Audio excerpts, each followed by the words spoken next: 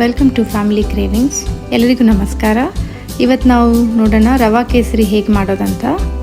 ಮೊದಲಿಗೆ gas on ಮಾಡಿ 4 table spoon ತುಪ್ಪ ಹಾಕಿ, ಒಮ್ಮೆ ತುಪ್ಪ ಬಿಸಿಯಾಗಿದ ನಂತರ ಸ್ವಲ್ಪ ಗೋಡಂಬಿ ಮತ್ತು ಒಣ ದ್ರಾಕ್ಷಿ ಹಾಕಿ ಫ್ರೈ ಮಾಡಿ,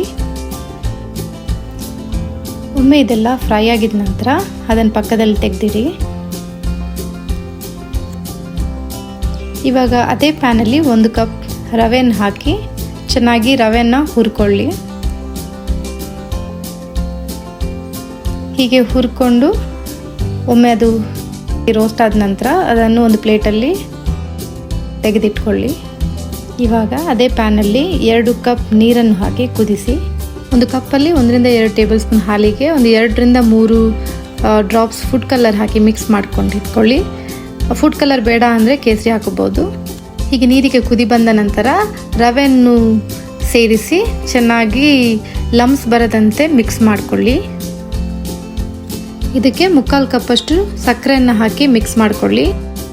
ಸ್ವೀಟ್ ಜಾಸ್ತಿ ಬೇಕಿದ್ದರೆ ನೀವು ಸ್ವಲ್ಪ ಸಕ್ಕರೆನ ಜಾಸ್ತಿ ಮಾಡ್ಕೊಳ್ಬಹುದು. ನಾನು ಸ್ವಲ್ಪ ಸೆಮಿ ಸ್ವೀಟ್ ಇಟ್ಕೊಂಡಿದ್ದೀನಿ. ಇದಕ್ಕೆ ಇವಾಗ 1/4 ಕಪ್ ಇಲ್ಲ ಅರ್ಧ ಕಪ್ಪಷ್ಟು ತುಪ್ಪ ಹಾಕಿ ಮಿಕ್ಸ್ ಮಾಡಿಕೊಳ್ಳಿ. ತುಪ್ಪ ನಿಮಗೆ ಜಾಸ್ತಿ ಇಷ್ಟ ಆಗಿದ್ದರೆ ಅರ್ಧ ಕಪ್ ಹಾಕ್ಬೋದು. ನಾನು 1/4 ಕಪ್ ಹಾಕಿದ್ದೇನೆ.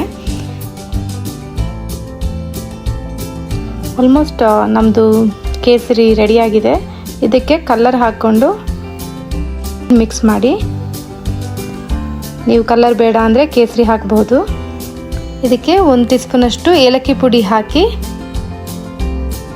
ಮತ್ತು ನಾವು ಹುರಿದಂತಹ ಗೋಡಂಬಿ ದ್ರಾಕ್ಷಿಯನ್ನು ಹಾಕಿ ಮಿಕ್ಸ್ ಮಾಡಿ ನಮ್ಮ ರವಾ ಕೇಸರಿ ರೆಡಿಯಾಗಿದೆ. ಅತಿ ಸುಲಭವಾದ ಮತ್ತು ಮಕ್ಕಳು ಇಷ್ಟಪಡುವಂಥ ಸ್ವೀಟ್. ನೀವು ನಿಮ್ಮ ಮನೆಯಲ್ಲಿ ತಪ್ಪದೆ ಟ್ರೈ ಮಾಡಿ. Thank you.